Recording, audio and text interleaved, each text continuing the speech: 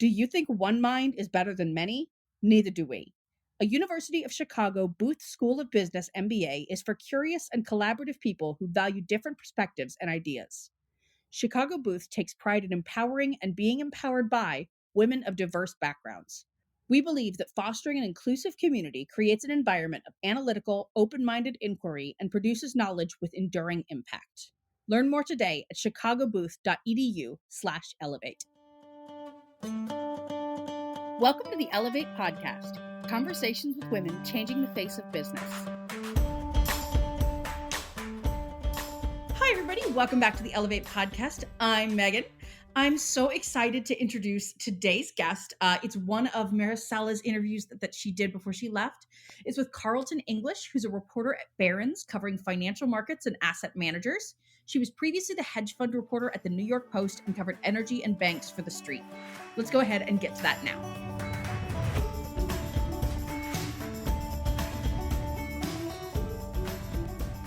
Hi, everyone. I'm here today with Carleton English. Carleton, how are you? I'm good. How are you doing? I'm doing great. For those of you who don't know Carleton, she is a reporter at Barron's covering finance and banking. And I am so excited to talk to her today. Carleton and I met at an Ellevate event a few weeks ago. So I love that we can continue the conversation here. Yeah, definitely. And that was such a fun event a few weeks ago, too. It was so much fun. Well, Carleton, I like to start with the big question. Oh, boy. Why are you doing what you do? What brought you to what you're doing today?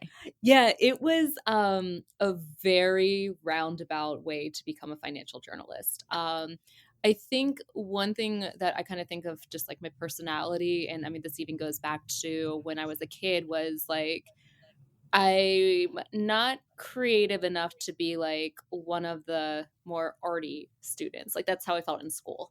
But then I wasn't, and sorry to use this term, but that's how it was, in the 80s, 90s. I wasn't nerdy enough to do other things. Mm-hmm. Like I always feel like I had this kind of split personality of like, I'm really into the arts and I'm really into math, but I'm not fantastically amazing at either one of them, but I'm pretty good. So financial journalism is just kind of like the perfect marriage of that because I get to nurse my creative side. I get to write, I get to present, I get to do all of those things. But then I do get to work my analytical side by, crunching numbers of publicly traded companies and trying to make sense of the stock market. I love that, the way you characterize it. I'm that nerd too. I very much do believe I have a creative side and a much more like math and analytical side, and I like both of them. It led me to more marketing, but I mean, in my former life, I was a banker, so I guess it brought me to both. Yeah, and marketing, I mean, people don't think of it, but marketing is very analytical and numbers Oh driven. yeah. I mean, it's all data. So Yep. Oh yeah. Well, so you started. So how long have you been a financial journalist? Financial journalist, let's see. So I just turned 40, so probably about 9 years now. Oh, we're the same age. Yay. Well, okay. So, what in these 9 years, I'd love to know, are some of the things that surprised you when covering, particularly, the market has always changes and goes up and down, and there's been so many things, and this last 9 years have not been smooth sailing. Was there anything that surprised you the most? Yeah, there were a few things. So I had worked in wealth management before doing financial journalism, so I felt comfortable with numbers. And one of the reasons I thought I would want to get into financial writing is every job that I had, whether I was good at the job, bad at the job, was my favorite place to work or not, every bit of feedback was always that I was a good writer. I don't know, maybe some readers out there may not agree, but that was, so I felt that I could, offer that. And that's why I went into the field. But when you're sitting in the driver's seat and you're like, oh gosh, I have to actually explain these really complex topics to people in a way that is engaging and, helpful for them. So there's that moment where you can do something, you're practicing, you're studying, but then you're in the driver's seat. So like the first 2 years, there was some nervousness about that, where even though I felt I knew my stuff and I could lean into my previous professional background, it was like, wait, do I know my stuff? That kind of, I don't know, maybe imposter syndrome or whatever you want to call it. Mhm. And then the other thing that you were just talking about with, markets always kind of changing and stuff. What's been most interesting in the last year is, even though, say, like the last, let's call it a decade that I've been a financial writer, um, I was always kind of just focusing on like one or two things, and there actually wasn't a ton of volatility in markets.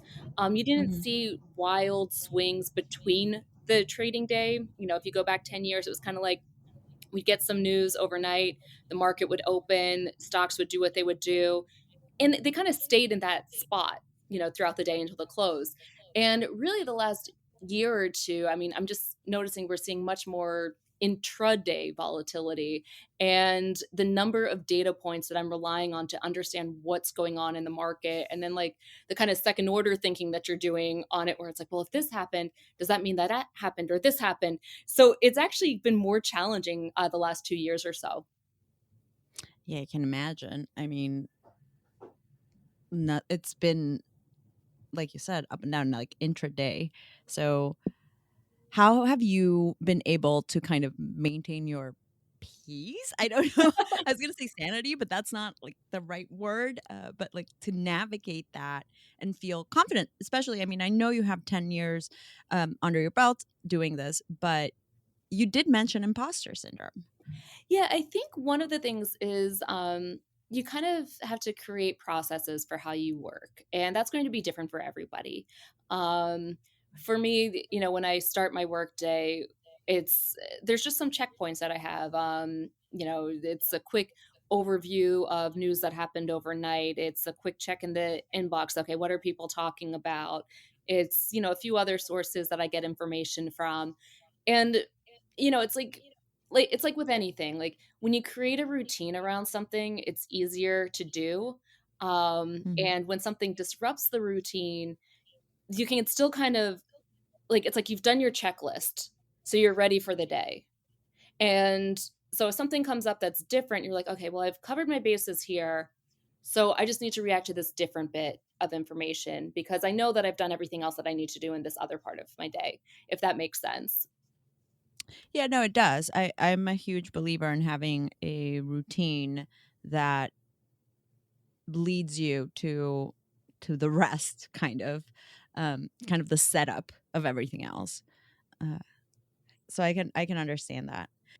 I do want to go into the imposter syndrome a little bit because I do believe that I know it from my personal experience. I know it from the people I talk to at Ellevate, particularly women. We suffer from that a lot, and I hate the characterization of like a syndrome, but the truth is sometimes we lack confidence or we lack the belief that we know our stuff.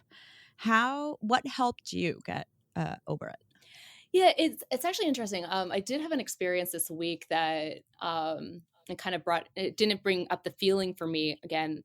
But at work, we were talking to a group of journalism students and kind of just giving guidelines on, okay, your first assignment's going to be like this, and here's what to expect. And I was doing this presentation with a male colleague, very nice guy, and it was just like a kind of free flowing conversation. And when we were telling these students about, okay, what to expect when you get your first assignment and it's a breaking news event, and I said to them, you're in the room, so don't worry that you have to show how smart you are on something. Like, just cover the breaking news, and you don't have to like write, a 10 paragraphs about this or go into nitty-gritty. Just focus on the task at Mhm. hand. And a lot of the students were women, and there was a lot of nodding. And my colleague said, I have never worried about that. He said, like, and he had this light bulb moment. He said, and it was kind of this weird thing because we're supposed to be leading this training, but then we had this side conversation where he's like, you actually worry about showing how smart you are. And I was like, well, less so now. I mean, I'm a bit farther along in my career, but absolutely. The first few times, it wasn't just that I know the task at hand, but I just felt that I had to have like this wealth of other things that I was showing too, which I mean, of course, we should all be prepared for work. We should all do our homework and know subject matters much deeper. But it's something that I feel that women maybe, or people starting out in their careers, whether they're men or women, or maybe people from minority backgrounds, where they come into a situation where they're, the only person that looks like them. Mhm. There's this tension that you kind of have where it's like, your stuff, but you feel like you really, really, really have to prove it. Like, not just that you know the right answer there, but that you know the whole history of that right Oh, answer. yeah. And I think for me, what maybe helped me get over it, it's experience. I did work in financial services. I work in financial media. So I've always been in a very male dominated field. And for the most part, I mean, I've had great experiences with that. And I think sometimes, like, I think back now that I'm 40, thinking back to when I was starting to work at 22, the personality I had at 22 was this, like, I can run with the boys and I can tell, like, dirty jokes and, be one of the guys and all that. And Mm. I don't feel I need to do that anymore. I'm just me. Um, and it's kind of interesting how it changes as you get older. Hopefully it changes as you get older. I love that because there's a freedom to it, and I feel the same way. There's definitely a freedom to it.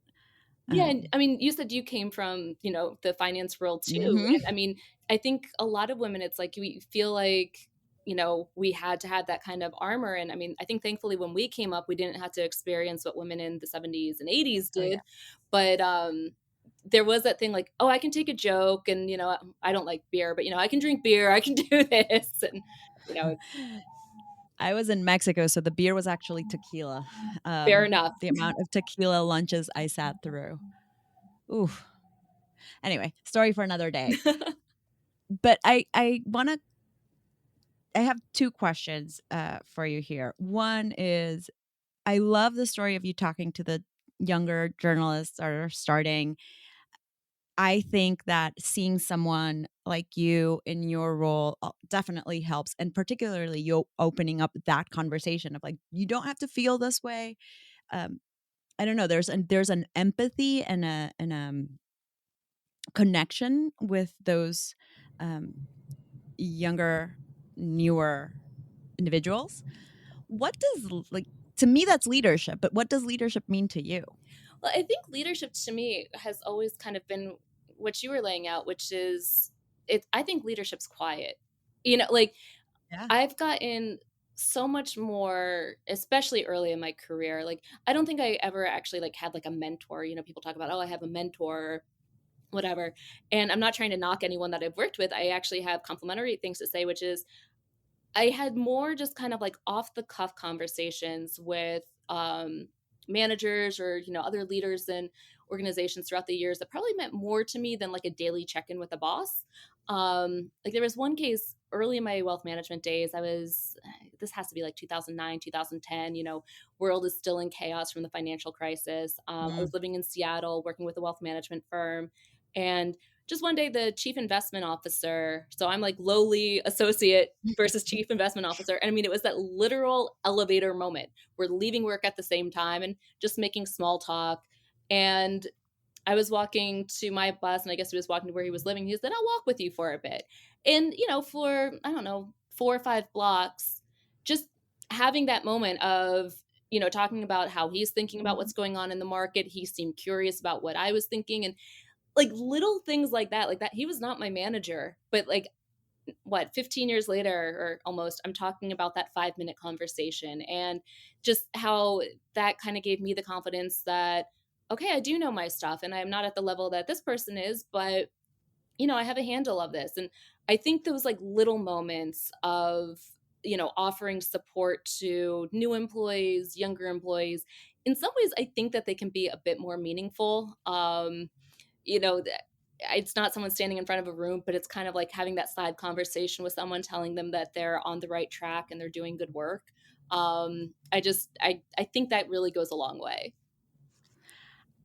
100%. Those are the conversations that are, I think, kind of stay in your mind forever more than maybe some others that are more structured.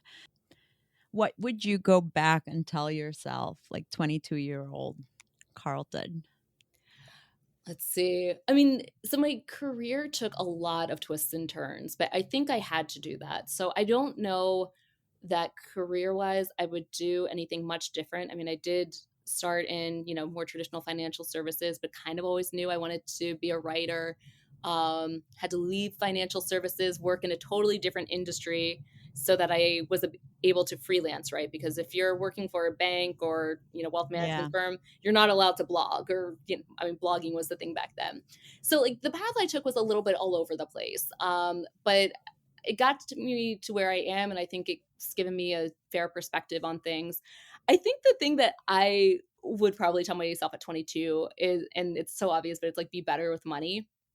And when I was living in Seattle, a lot of my friends were tech employees, and being a tech employee in Seattle is like being, an investment banker in New York. And, I was doing a lot of the trying to keep up with people. And, I love traveling and doing things like that, but the amount of money I spent on like restaurants that I don't even remember, like the Mm, useless spending, like the stuff like that, yeah. that like even now, like 10, 15 years later, I'm like, oh my gosh, if like I had just like, skipped some of those things, I would have been able to do the bigger things that I really wanted to do, whether it was savings or more travel or things like that. So yeah, I think 22-year-old me would have just been like, don't try to keep up, like, do things that you really want to do, but don't. I think the phrase that I heard from someone else was, I wish I could take credit for this, but it's don't let other people spend your money. So like Ooh. it's so good. Like think about it, like especially, when you're at that age where maybe all of your friends are getting married and it's like you're going on a bachelorette trip or, Mhm. all that kind of stuff. And it's like that is someone else deciding to spend your money, you know? Like, That hit me. right? And it's like, look, you want to show up for friends. I'm not saying don't do these things, but like think about, okay, is this helping me to further my goals? Or do Mhm. I feel like I just have to keep up with something? So yeah, don't let other people spend your money. That hit me because the amount of bridesmaid dresses I've had to buy in my lifetime, not getting that back. No, and I don't know about you, but, like, half of the weddings I went to, like, they're divorced, Yes! They're like I'm like, "Do I get this back? Come on." Oh, yes. So I wanna go into money because, I this is a natural segue, and I do wanna ask you, some questions. So we know, and you said, if you were to tell yourself when you were 22, you'd be like, be better with money. And that's a big part of the advice we always hear, which is start saving when you're young, do your 401k, do all the things. But what if you didn't? Like, what if you're in your 40s and you're now like, oh, now what do I do?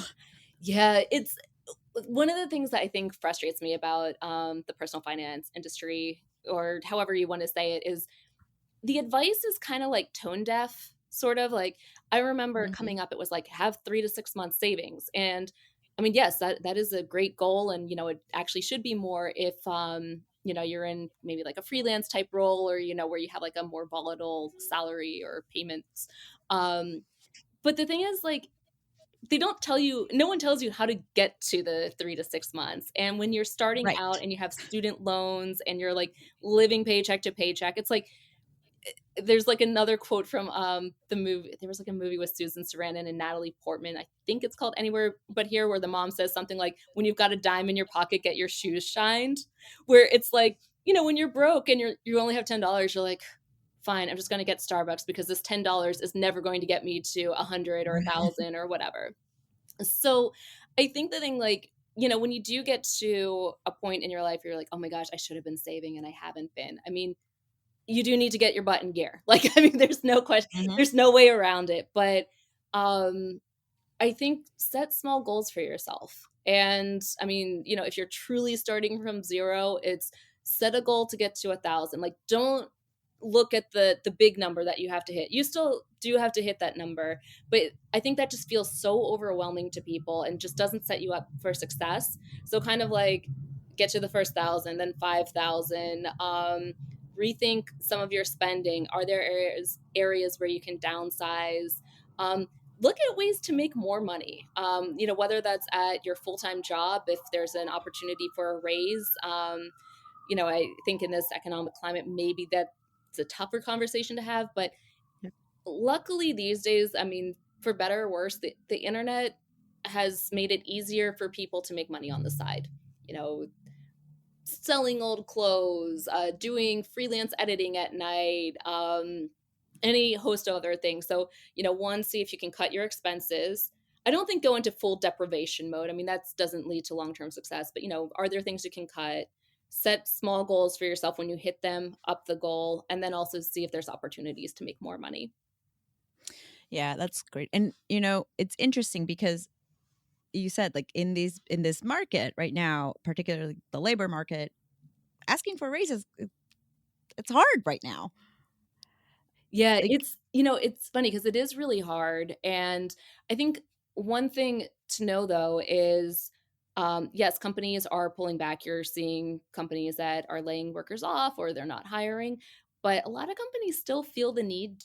I mean, like, even though they're doing that, they still need the, they still need workers. Actually, it's just that they're trying to right. tighten their belt. Every company and industry is going to be different, but I think one thing to keep in mind is, there are still people finding jobs. When you look at the unemployment rate, we're at about 4% right now. So, I mean, that's consistent with a healthy economy. So, people are getting jobs that are looking for them.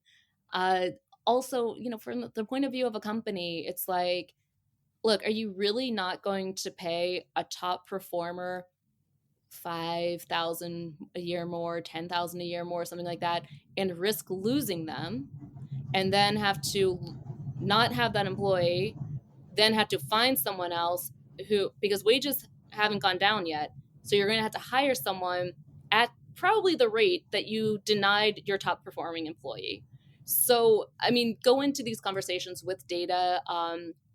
Every industry is different, whether you were making sales targets or, yeah, whatever you were able to do, showing that you're like the A plus awesome player that you are. But, just realize that companies, they still need workers, and the Hmm. cost of having to hire someone else if someone decides to walk and go to a new job, which right now, the labor market is allowing for that, is much Yeah. greater. So we do have more power than we think we have. Now people can say no, but still advocate for your worth. Absolutely. Yeah. You that's the worst. Like you said, they can say no, but that's about the worst they can say. Yeah. And I mean, I don't want to be glib about like people's jobs, but like if you deal with a like manager that like resents you because you are asking to be paid what you deserve, I mean, I'm not saying Yeah, walk there's that bigger plank. problems there. Yeah, exactly.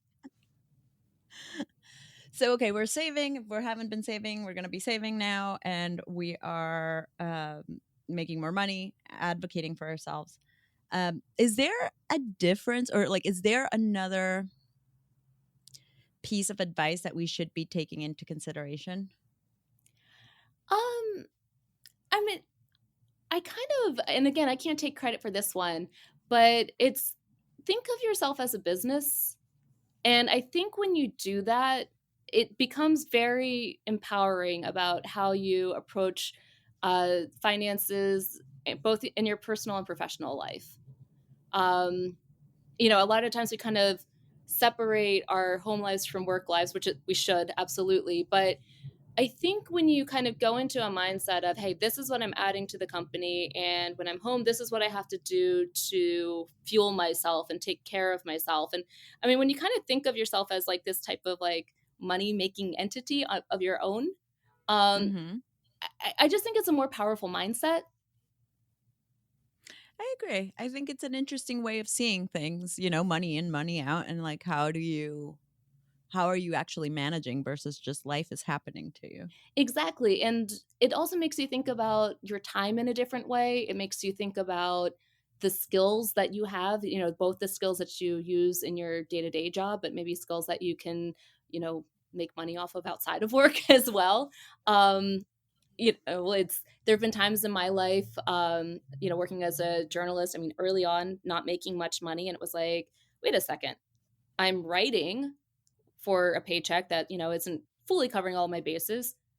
I can do writing and editing on the side. This is a skill that, I mean, Hmm. it's probably a more obvious example and probably easier for someone in my line of work, but just there are ways that, you can kind of just think of yourself as like, okay, at work I can do this, and outside of work I can do that.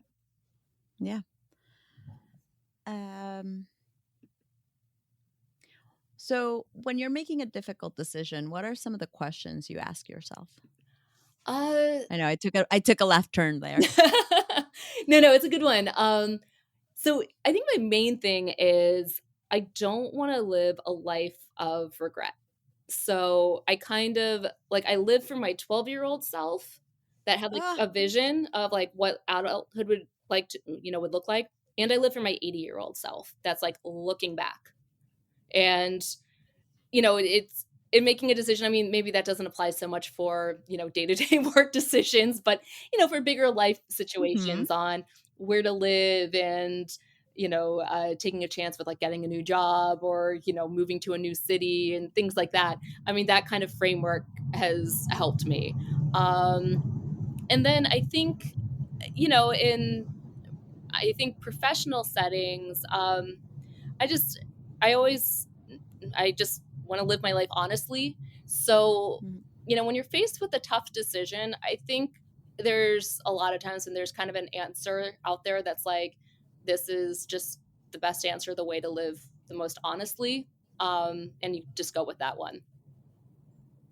I love that. I love the 12-year-old self and 80-year-old self. Like those two, you know, I don't know. I really like that. Yeah, One is wide-eyed and seeing the future, and the other is looking back and making sure no regrets. yeah, because I mean, I think 12-year-old me would be pretty happy with where I am. I mean, of course, there's like things, 12-year-old me didn't really appreciate the expense of living in New York City. So, like, 12-year-old me is going to be like, what? You live in an apartment by the subway? But, I think the other parts of my life, 12-year-old me is fine with. And, hopefully 80-year-old me will see that, I worked hard and, I took chances when I could and, made the most of things.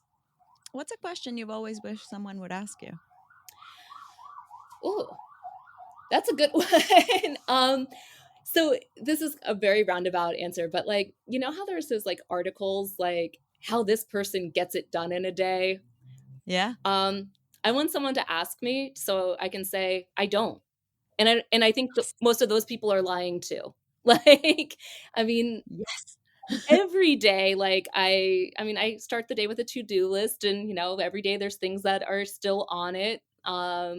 My inbox, I'm not always great at responding to things. And just anytime I read like those kind of, how this CEO gets it all done by 8 a.m. or whatever, I'm like, well, they may get it all done, but I can guarantee there is like a team of assistants or maybe a spouse that's like holding things at bay so that like, this one person Mhm. can succeed. So yeah, I think that kind of like hyper achievement thing of like how we get it all done. It's like nobody gets it all done. We try, but nobody gets it all done. I love your honesty and transparency, by the way. I think it's so important to actually say those things because we're all trying to live to a standard that is impossible. Oh, totally. I mean, look, there are some days that I am that girl where, I've gotten up at 6 and I've been able to work out and, I'm walking to work in an outfit that I like and, I'm going out to dinner afterwards. And then the next day, like, I'm probably working from home in a messy bun with my glasses on and, yeah, some days I feel fantastic and, on top of the world. And there's other days where it's like, okay, we got to recover from that. I was, a little too fabulous yesterday. Oh, I know that feeling. Thank you. This has been really good. And it can't be this podcast without our little lightning round, which is always tons of fun. So you ready? I'm ready for the lightning round. Does pineapple belong on pizza? Not for me, but I won't judge you if you do. Okay, good. If you could time travel, where is the first place you would go? um, so I think my age in the 1970s, which I know is not that long ago, but we always romanticize like, oh, I would go back to like this time. I'm like, yeah, and things were awful for women then. So like, Hmm. I think in the 1970s, I'd be able to go wear some amazing fashion and have fun. I like that. I like that. Um, You're one of the people. I always like this question because I think there's a big difference. There's tons of people who want to go back, and then there's few people who want to go forward. And those to me are just I would be so scared to go forward. Oh, yeah, I can't even imagine. Would you rather explore outer space or the bottom of the ocean? Outer space, I am claustrophobic, and the idea of scuba diving, like, I Mm. cannot. So, yeah, outer space. If you could have any superpower, what would it be? Ooh, I'm trying to think what would be a good one to have? Mind reading, probably, but I'd probably regret that too. But that's what I'll go with. Yeah, I would be so scared to hear what people think. Um, Exactly. Most used app on your phone. Oh my god, Instagram. It's Yeah, so bad. Yeah, definitely Instagram. same here. Same here. What's a skill you wish you had? Um, I wish I was maybe a little bit more, like, athletic and coordinated. Fitness is really important to me, so I like working out, but none of it comes naturally to me. So if I had Mm. just a little bit more skill there. What do you like to do when you work out? A mix of things. So if I can, tennis, that's like the dream. That's a little difficult in New Oh. York. But yeah, that's like the dream. Being 5'2", like I'm not suited for tennis, but also dance. So I do tango sometimes, and I'm trying to learn Fun. other styles of dance too, like, reliving my younger ballet dreams and stuff like that. I love it. Favorite recent read? Okay. So I'm in the middle of it right now, but it is my favorite read. Brothers Karamazov by Dostoevsky. I sound so Oh. pretentious. Okay. So at the start of the pandemic, because we weren't going anywhere, I wanted to like read the big, thick Russian novels because it's like, oh, I'm not going anywhere. So this Hmm. is probably the last of the biggies. Um, Wow. I did War and Peace. I was like, yeah, that one was just way too long. Anna Karenina was awesome. But yeah, Brothers K, it has definitely been a joy to read, actually. It's dense, but it's actually, like, a joy to read. That's interesting. I might check those out because I've never actually read them either. Because they all seem so massive and daunting. Yeah, But Anna Karenina cool. is, I mean, it's big, but it's actually an easy read. Um, Hmm. War and Peace, I mean, he was getting paid like, it started serialized, so he was totally getting paid by the word. I It does not need to be Mm. that long. I'm sorry. Like, uh, Best piece of advice you've ever been given? let's see. This one came kind of from a friend of my dad's, which was "Wring every day dry." Ah, I like it. Yeah. And finally, what's one thought you'd want to leave with our listeners? I think just don't be afraid to advocate for yourself. Mhm. Especially, as we're starting out in careers, or, when you start to kind of hit that pivot point of when you're being more than just an employee. Yeah. Just realize you're there for a reason. And when you get a chance to be in a room with people, realize you're in the room. Don't think about being in the room. You're in the room. So be in the room. I love that. Thank you, Carlton. Thank you. This was fun. Welcome back. I hope you all enjoyed that as much as I did. That was so much fun. Let's go ahead and get into this week's History Makers. So excited.